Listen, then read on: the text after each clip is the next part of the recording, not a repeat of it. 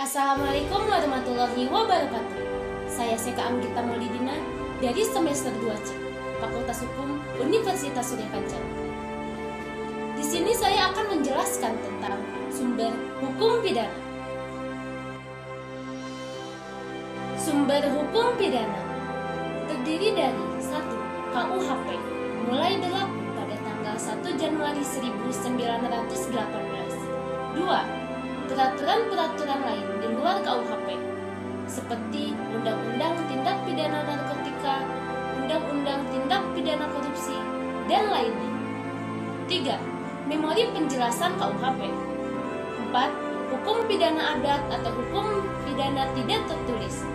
Pada masa kolonial, dasar hukum tindak pidana adat adalah pasal 131 Is jo algemene bevaligen van wetgeving.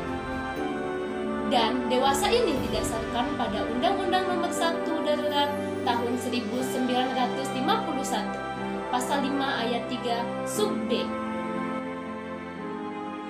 Bagian umum dan bagian khusus dalam KUHP.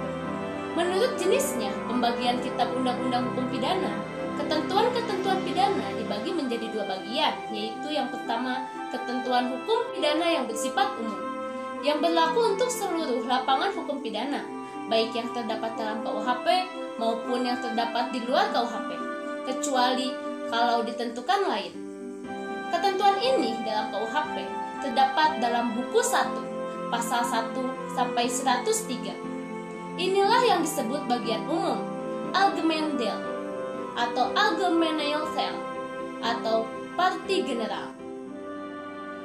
Kedua yaitu ketentuan yang khusus, yang menyebut perbuatan-perbuatan mana yang dapat dipidana, serta ancaman pidananya berupa sanksi bagi yang melanggarnya. Ketentuan-ketentuan ini terdapat dalam buku 2 pasal 104 sampai 488 tentang kejahatan, dan buku 3 pasal 489 sampai 569 tentang pelanggaran dari KUHP dan juga yang ada di luar KUHP, yang disebut dengan delik khusus, Bijzondere atau parti spesial. Berlakunya hukum pidana menurut waktu atau locus temporaris. Yang pertama didasarkan pada asas legalitas atau participle of legality. Nullum delictum nulla poena sine praevia lege venali. Yang kedua terdapat dalam KUHP, diatur pada pasal 1 ayat 1, yaitu tiada suatu perbuatan dapat dipidana kecuali atas kekuatan aturan pidana dalam perundang-undangan yang telah ada sebelum perbuatan dilakukan. Hal ini berisi 2 konsekuensi.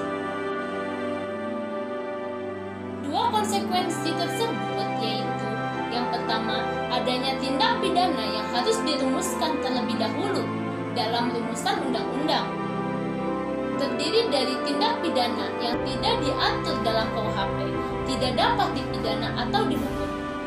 Kemudian adanya larangan penafsiran secara analogi.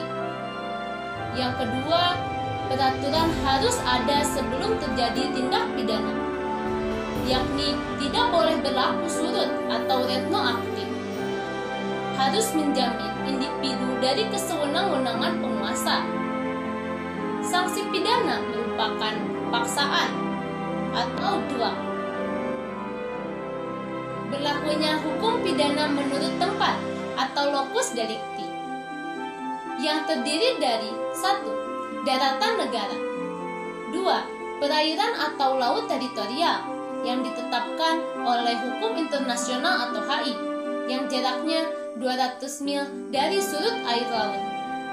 3. Udara di atas wilayah negara.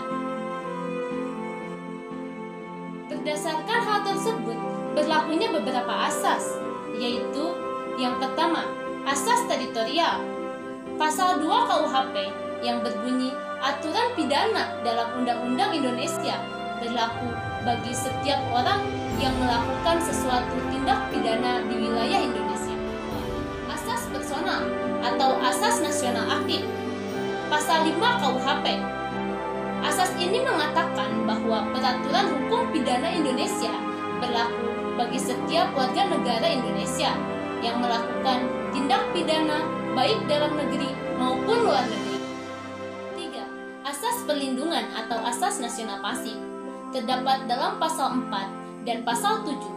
Asas ini memuat prinsip bahwa peraturan hukum pidana Indonesia berlaku terhadap tindak pidana yang menyerang kepentingan hukum Indonesia, baik dilakukan oleh warga negara Indonesia atau warga negara asing yang dilakukan di luar Indonesia. 4. Asas universalitas. Contohnya pasal 4 sub 4 KUHP mengenai perampokan di laut atau pembajakan. Kepentingan yang dilakukan merupakan kepentingan internasional.